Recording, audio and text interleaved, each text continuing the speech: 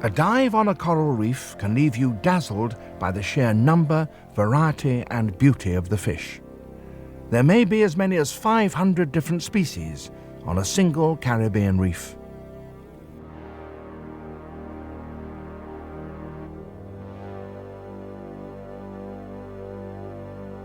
But there is an intricate pattern underlying this seeming confusion, for each species has its own particular niche in this complex and wonderfully balanced community.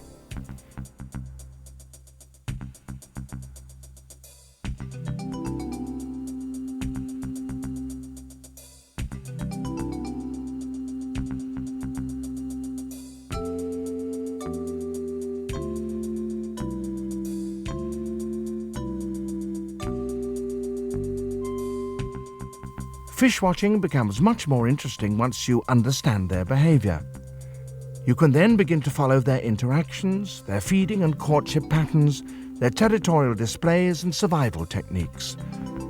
Even a quick glance will tell you a lot about the lifestyle of a fish you may never have seen before.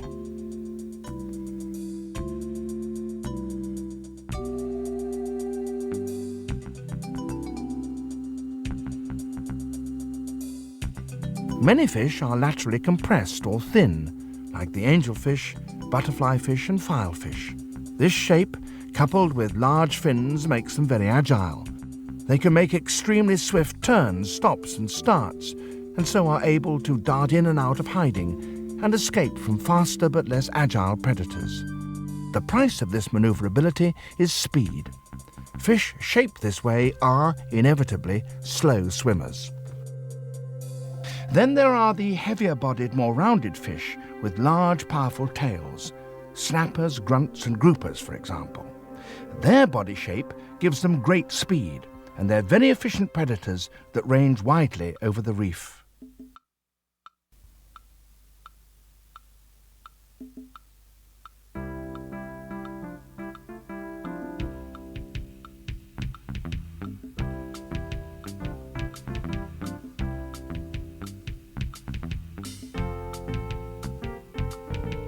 Trunkfish and porcupinefish have box-like or globular bodies which are extremely difficult to propel through the water.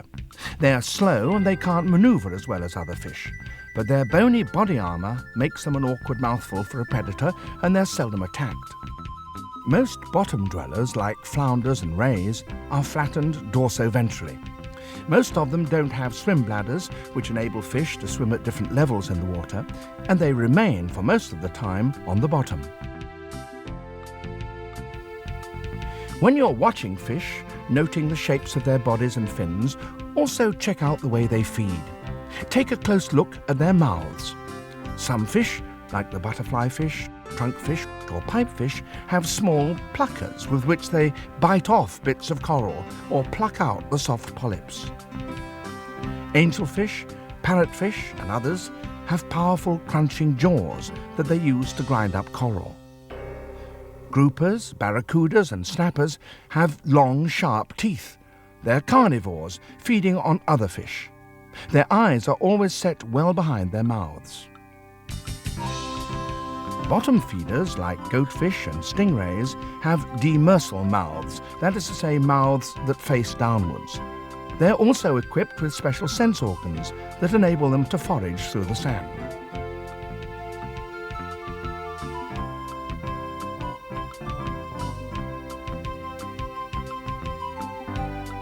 Ambush predators like the lizardfish and scorpionfish have mouths which face upwards, with which they snatch their unsuspecting prey.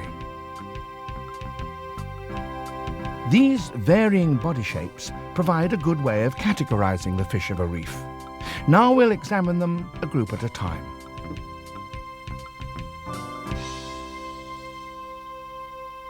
Angelfish are among the most beautiful of all fish on the reef. There is the French angel with its golden highlights. The spectacular queen angel with its corona spot on its forehead and blue over its eye.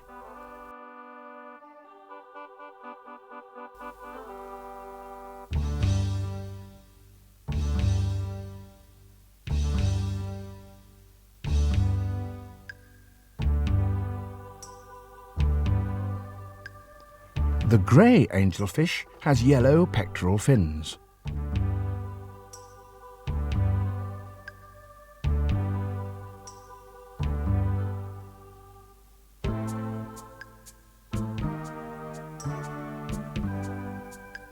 And the rock beauty has a similar vivid yellow, but on its tail and the front of its body.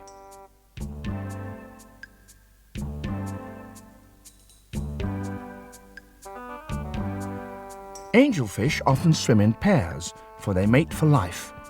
Each pair has its own territory on the reef and defends it vigorously. Some believe that the function of the vivid colours is to warn other fish that a pair has claimed a patch of the reef. They're diurnal, they feed during the day and sleep at night. French and grey angels are among the most approachable fish on the reef. The queen is a little more cautious.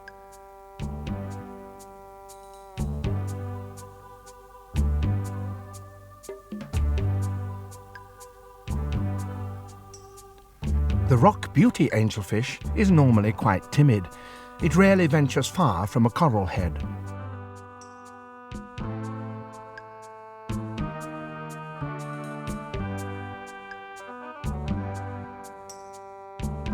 This one is unusual in showing little fear of the camera.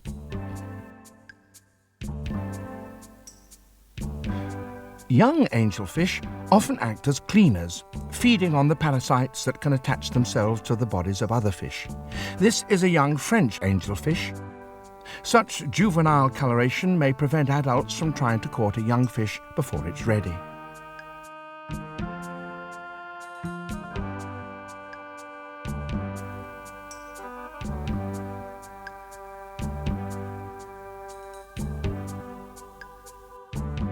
This is a queen angel in this intermediate stage.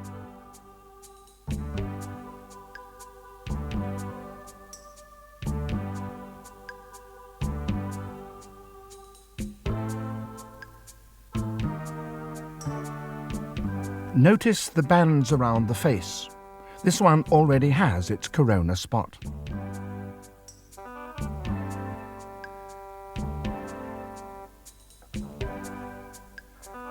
Adult angelfish feed mostly on sponges, but they also eat algae, hydroids and tunicates, and they don't seem to mind the stings with which some of these creatures are armed. Some scientists believe that the colours of these angelfish blend so well with those of sponges that predators fail to notice them, and the fish can therefore graze undisturbed.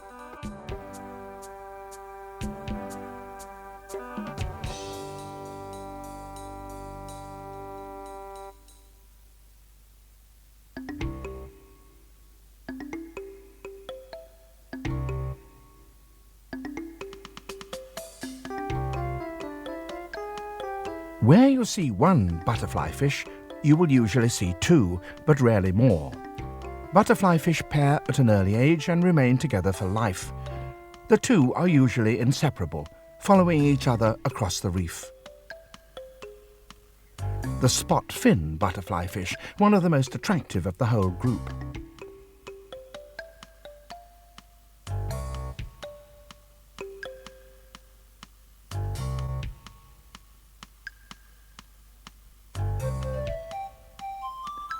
The four-eyed butterflyfish has a pair of false eyes, much larger than its real eyes, at its rear end. This may be a deflection device, confusing predators and causing them to attack the tail and not the more easily damaged head. Sometimes couples will double date as they swiftly dart along the reef.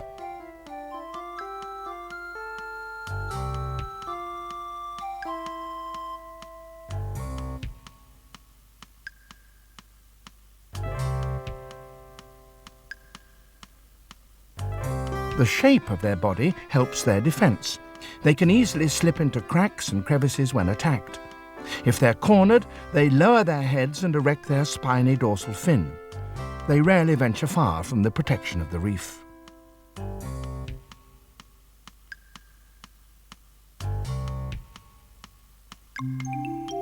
The banded butterfly has stripes that conceal its eyes, again perhaps to the confusion of predators.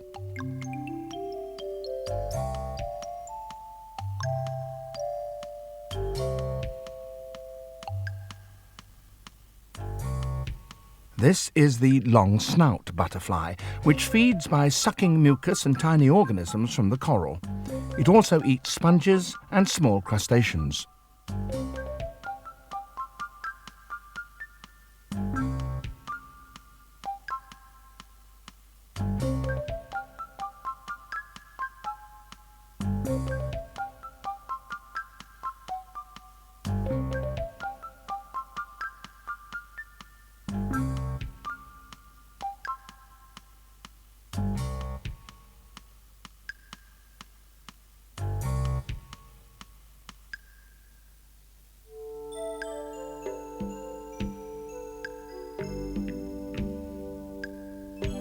Filefish and triggerfish also have laterally compressed bodies. The white-spotted filefish may be a solid orange or grey-brown 1 minute, and then, as you watch, develop its white spots. This colour-changing ability enables it to disappear before the confused eyes of a predator. Filefish also tend to swim in pairs. These are the scrawled filefish.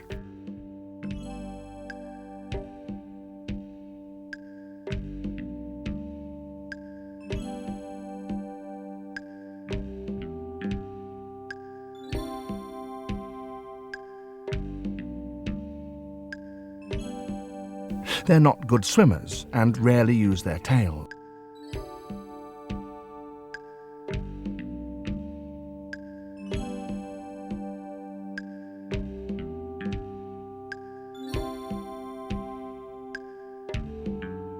Filefish get their name from their skin, which is very rough. Sailors in the old days would dry these skins and use them as files, or hang them by the galley stove and strike matches on them.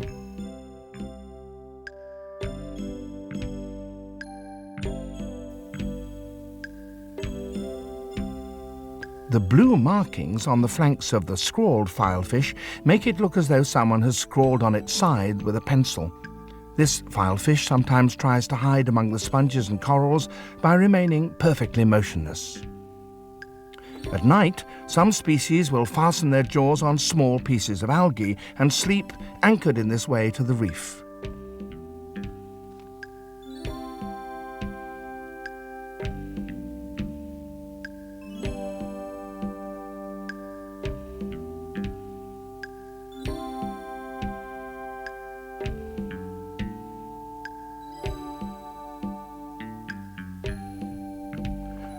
Triggerfish move their fins in a very distinctive way.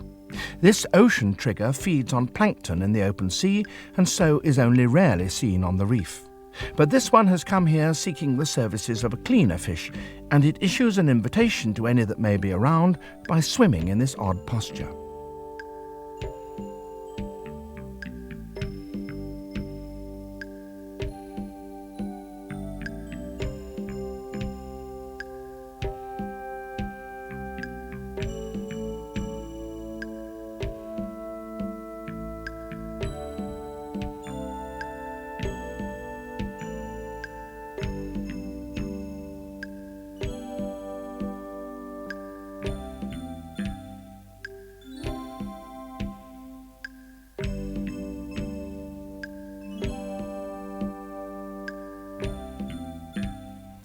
This species, with neon blue borders on its body, is the black durgan.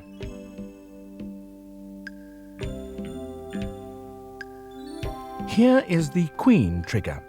Triggerfish are all slow swimmers, so they've had to develop other ways to protect themselves. When one is spooked or frightened, it darts into a hole and erects a large spine just in front of its dorsal fin, which is locked into place by another sliding spine or trigger. It's then virtually impossible to get the fish out of its hole.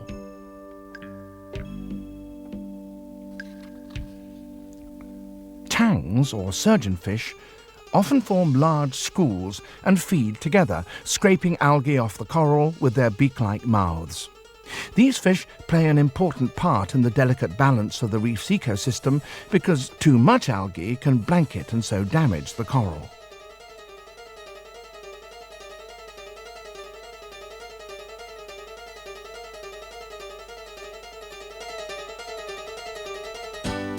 tangs can be very aggressive if threatened.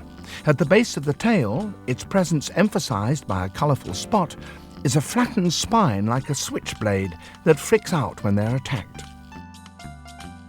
Juvenile or intermediate tang are very different from adults, so different that they were thought to be a different species. Juveniles are bright yellow. When they reach the intermediate stage, they develop a blue band around the body.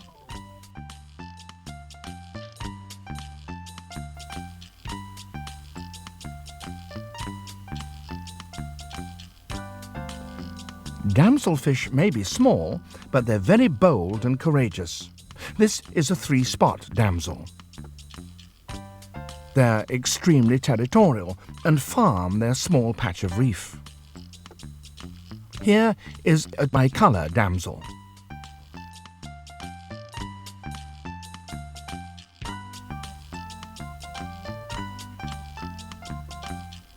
The yellow-tailed damsel with iridescent blue spots.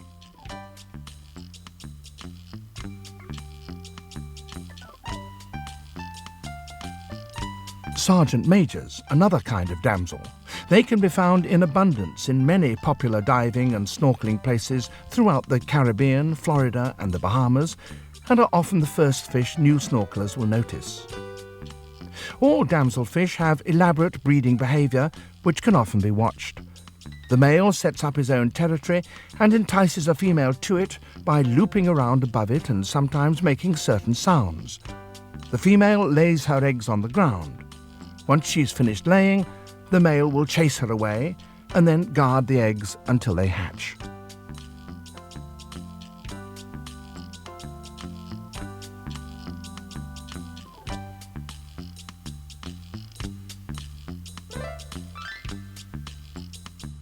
Chromis also belong to the damsel family. This is the blue, and this the brown.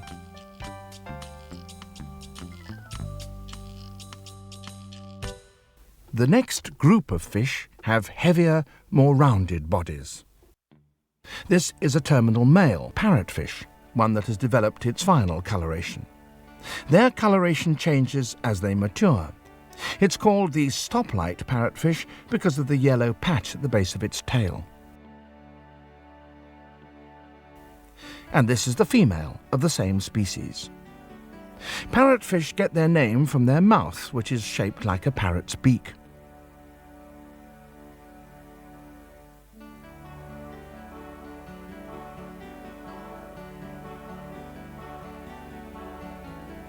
The terminal male queen parrotfish.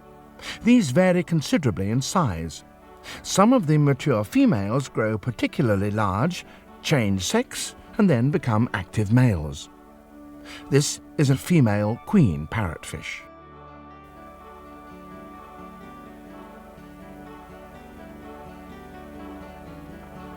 Parrotfish are herbivores, plant eaters, and graze mostly on the algae which often covers the stony skeletons of coral. They collect it by biting off chunks of coral and grinding them up with their plate-like teeth.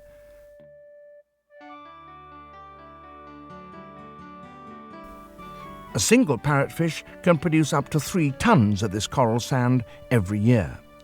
If you listen closely, you can sometimes hear the fish crunching away, and it's easy to find the distinctive marks of their bites on the coral.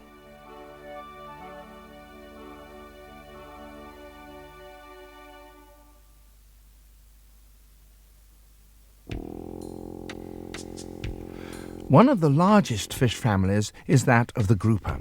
There are about 400 different species worldwide.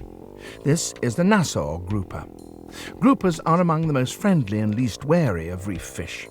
They can change colour to match their surroundings and are often found lurking in caves close to the sea floor.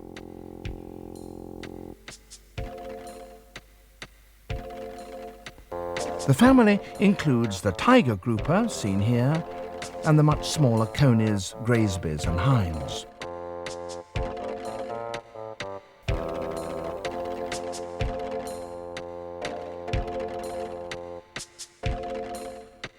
The large, powerful tail and heavily muscled, rounded body enable the tiger grouper to attack at speed.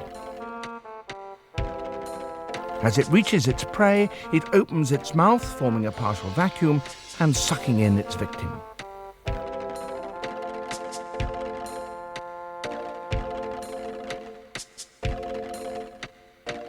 All groupers have complex sex lives. Each individual, if it reaches adulthood, is a female and produces eggs. Then, later in life, it may turn into a functional male.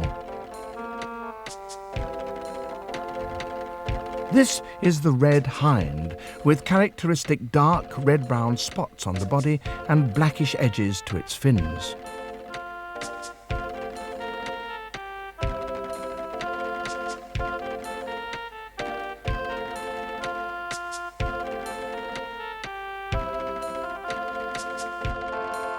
The Graysby can be identified by 3 or sometimes 4 particularly large black spots below the dorsal fin. This fish can also change its colours to match its surroundings and at times is easily confused with the conies.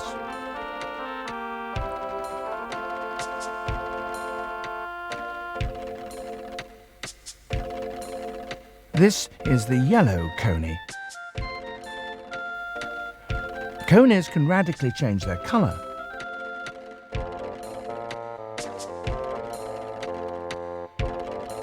An individual can also match its background.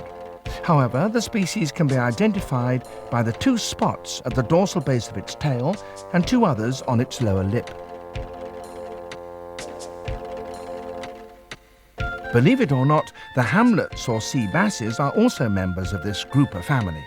These little fish, this is the shy hamlet, are usually found in shallow reef areas. They're carnivorous and their diet consists mainly of shellfish and shrimp. The indigo hamlet is the blue version of the common barred hamlet, which has a blue circle around its eye. Some scientists believe that all the hamlets are just different colour phases of the same species. The butter hamlet has a distinctive dark band at the base of its tail, and the black hamlet is often mistaken for a damselfish.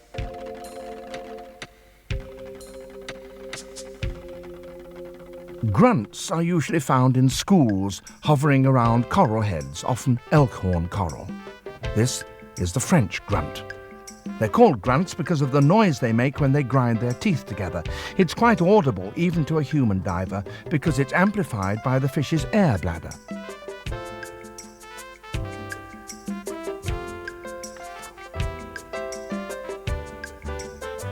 These are blue-striped grunts. Schools of more than 1,000 grunts have been seen. The groups break up at night when the fish swim away from the reef to feed. The Spanish name for the grunt is ronco, which comes from roncar, meaning to snore.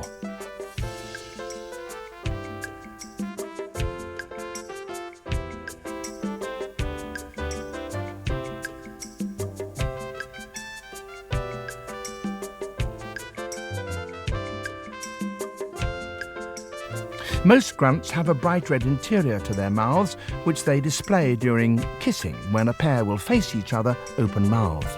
Why they do so is still uncertain.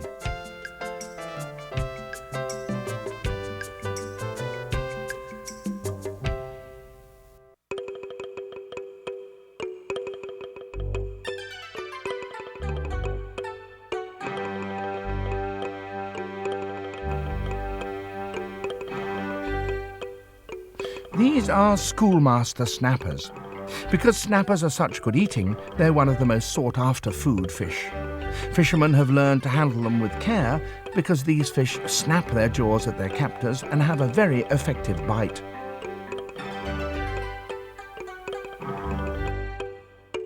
Usually found on coral reefs, these mahogany snappers are distinguished by their silvery body and a red edging to their fins, though this is sometimes narrow and pale. They feed primarily at night on other fish and crustaceans.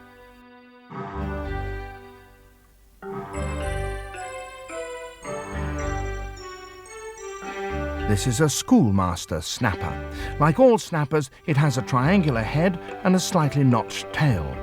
The schoolmaster may also have pale bars on its side.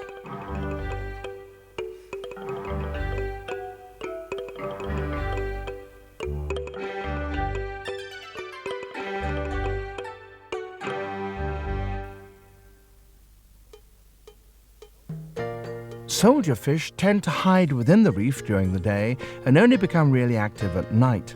The black bar soldierfish is snub-nosed and easily identified by the dark bar just behind the head. Its downturned mouth and large eyes give it a sad look. Its colour varies with the environment and the time of day. The large eyes of the long-spined squirrelfish help it to find its prey in the darkness. Its sharp dorsal and anal spines doubtless deter predators. Squirrelfish are very vocal, making chirps, quacks and squeaks.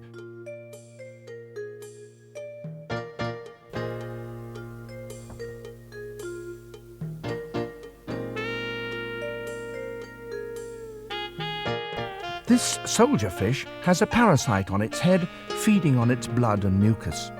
Fish parasites are very precise in their requirements, and this one, a species of isopod, a kind of crustacean, always selects soldierfish and always attacks at the same place.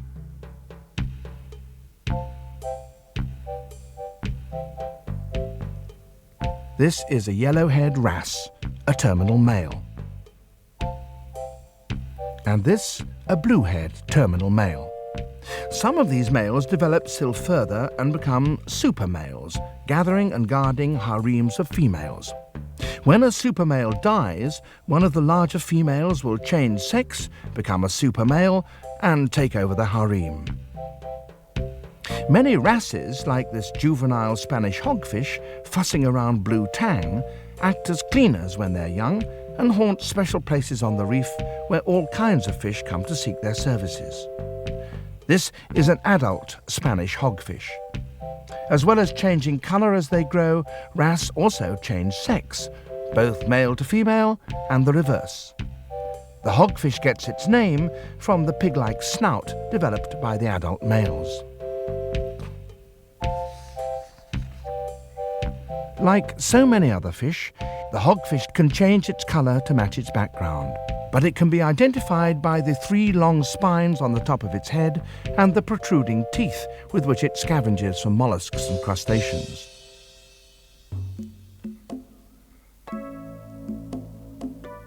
The goatfish uses its long barbels to search for food. It can feel and taste with them.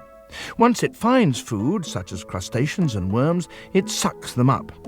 Sometimes these fish bury their entire snouts in the sand as they forage. The yellow goatfish is distinguished by a broad yellow stripe running from eye to tail. They mate by swimming together in looping circles close to the surface of the water.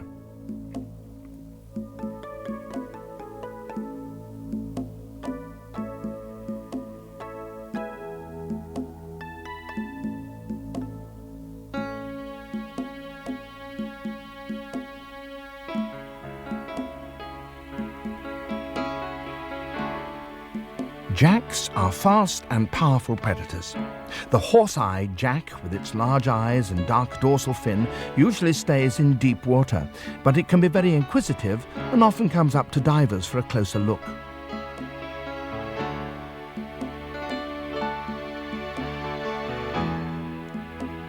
The bar jack is the most common of the jacks. Here's a large school of them, cruising through the reef, searching for prey.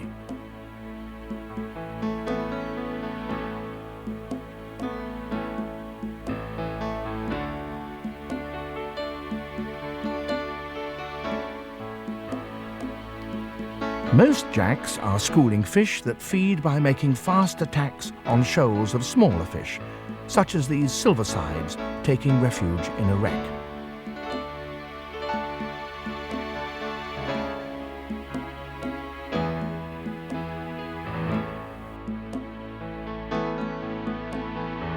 This jack is hanging around to pick up scraps of food left by its larger companion. Such a regular arrangement is known as commensalism, and when jacks are feeding in this way, they tend to adopt a brown colour.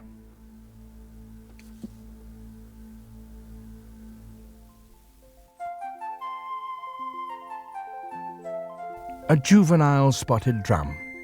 This species is very territorial, but also very secretive, hiding under ledges or in crevices during the day. The juvenile of another species, the jackknife, also looks very like this, but the drum can be distinguished by the black spot on its snout.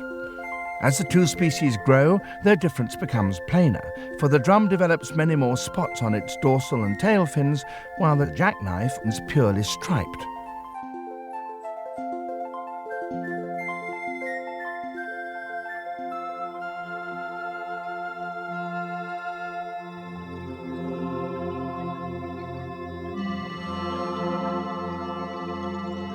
The tarpon is a great favourite with sporting fishermen because it is a very powerful fighter. It's one of the few fish that can live in both salt and fresh water. These are gliding through one of Grand Cayman's favourite dive sites, Tarpon Alley.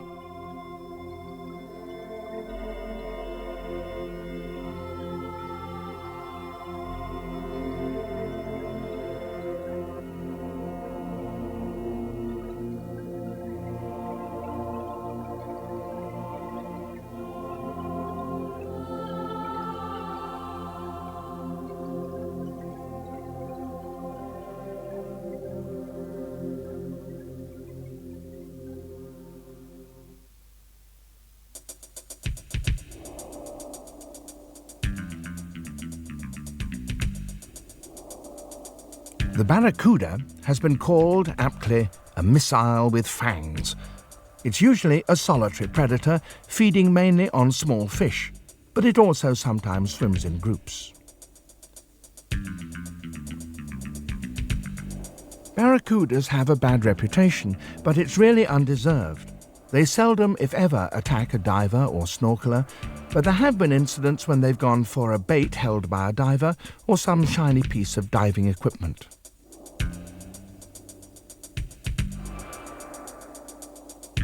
A barracuda rarely grows over 5 feet, but its jagged teeth and powerful jaws make it a fish to respect.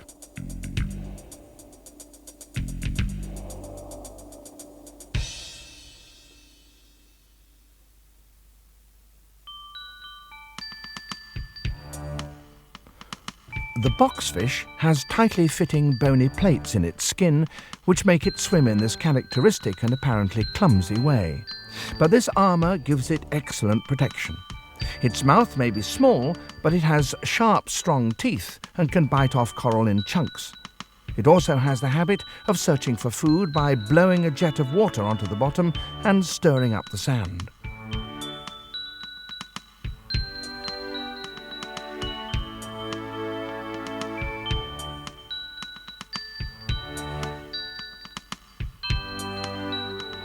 This is the honeycombed cowfish, with honeycomb markings on its skin and cow-like horns on its head.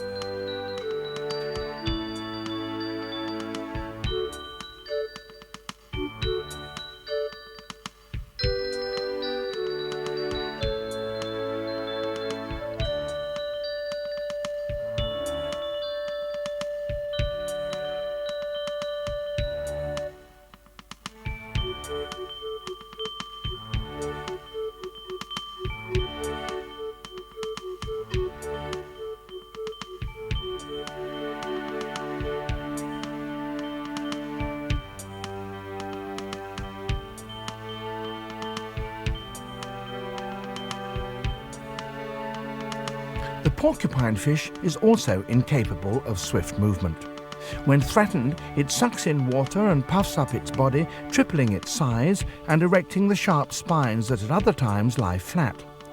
As a further discouragement to would-be predators, the flesh of some species of puffer contains a deadly poison. Even so, the puffer is a much-relished dish in Japan, where it's handled and prepared by special fugu cooks. Some say that the risk enhances the flavour. This is the balloon fish.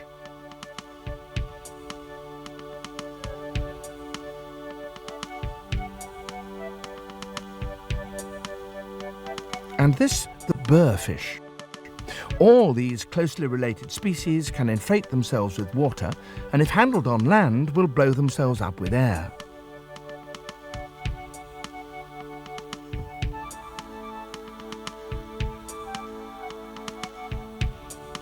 Now let's have a look at some of the dorsoventrally flattened fish that generally stay on the bottom.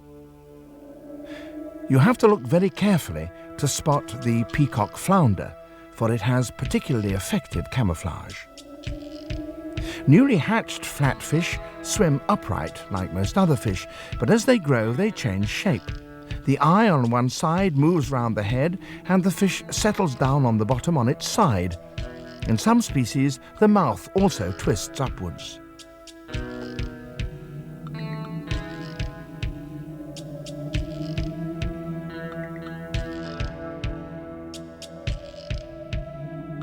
The flounder usually lies buried in the sand, but can swim away very swiftly when threatened. It's an ambush attacker which lies in wait and grabs a quick meal when an unsuspecting one swims by.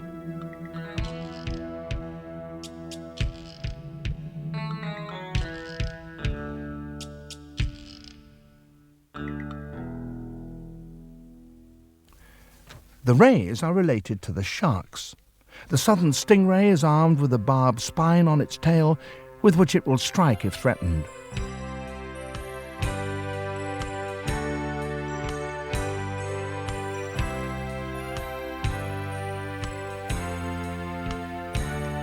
Stingrays feed on mollusks and other creatures that live on the sandy sea floor and have powerful jaws which can crack them open.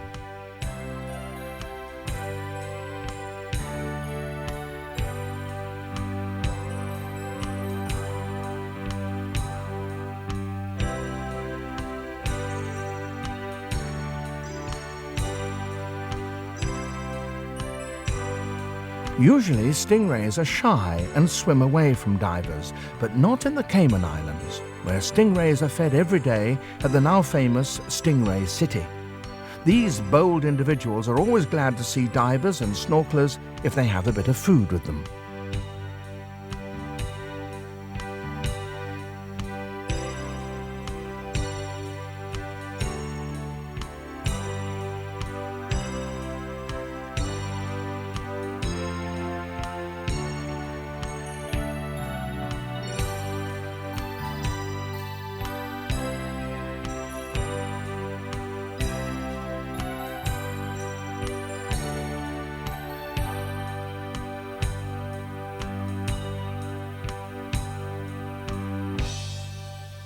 Now let's take a look at other ambush predators. The scorpionfish is a master of disguise. Often it's virtually impossible for either a diver or a fish to spot it.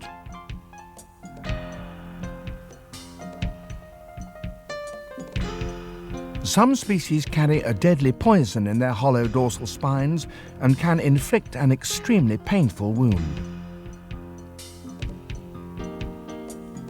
For the most part, these fish seem to prefer to stay put, relying on their camouflage to make them virtually invisible. When alarmed, they spread their fins and display brilliant colours. This may be a warning that they have poisonous spines and so discourages attack. Like many bottom dwellers, scorpionfish lack the air bladder that regulates buoyancy. These two seem to be engaging in a type of mating ritual or territorial defence.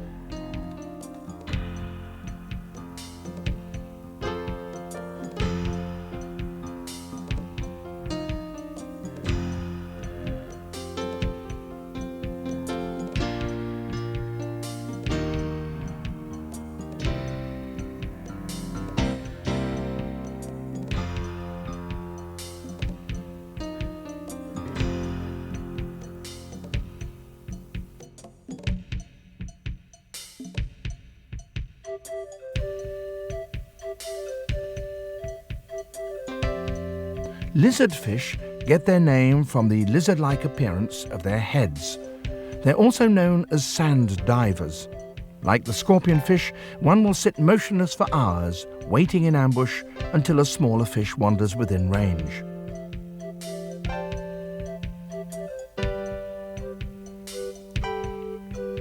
These two, chirping at one another, seem to be courting.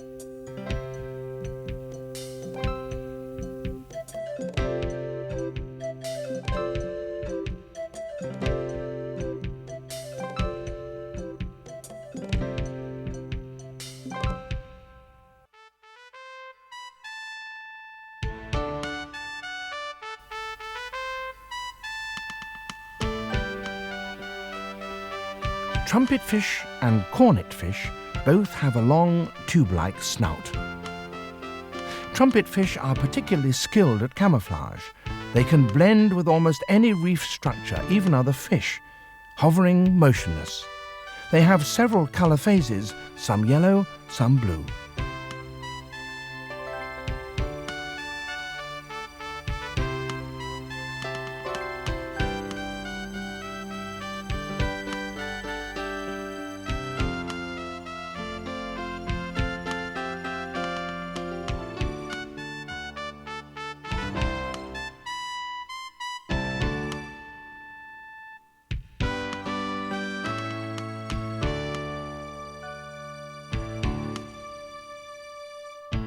The cornetfish is very similar, but has distinctive blue marks on its body and a long filament extending from the tail fin.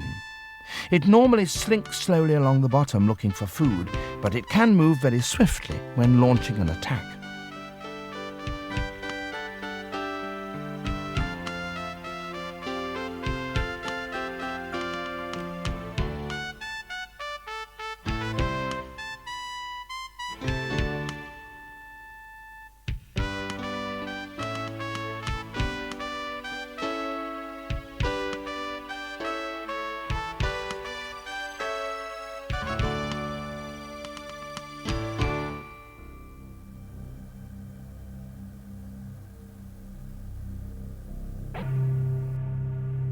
Another common inhabitant of the reef that a diver may often encounter is not a fish at all.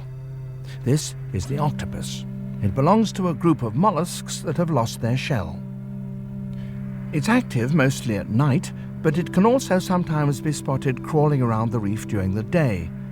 It has several different ways of getting around. It can eject a stream of water so that it becomes jet-propelled, and it can also creep around on its tentacles.